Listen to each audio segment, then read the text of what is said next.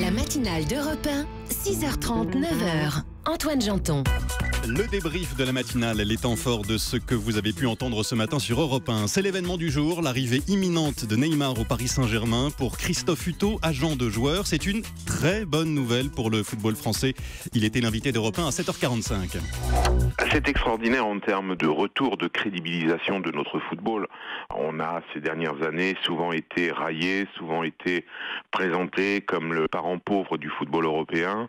Et aujourd'hui, on fait venir l'un des tout meilleurs joueurs de la planète. Il y aura des retombées pour le football français, pour la France, dont on ne mesure pas aujourd'hui encore l'impact. Neymar à Paris, joie des supporters du PSG, comme ces jeunes footballeurs qu'Adrien Beck a rencontrés. C'est magnifique.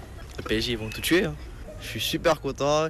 Les rageux, ils vont dire ce qu'ils veulent. Sur le terrain, il humilie les défenseurs.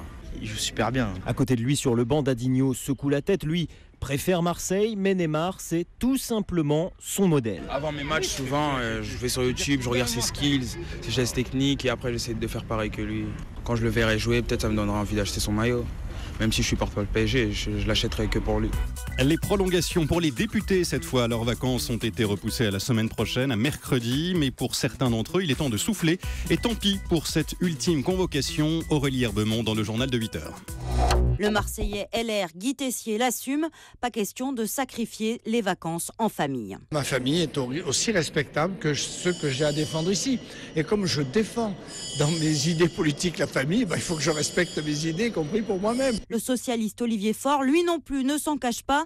Mercredi, ce sera sans lui. J'ai aussi 5 enfants qui ont envie de partir. Ça fait très longtemps qu'on avait sanctuarisé cette période-là, 15 jours dans l'année. Je peux quand même pas leur faire ça.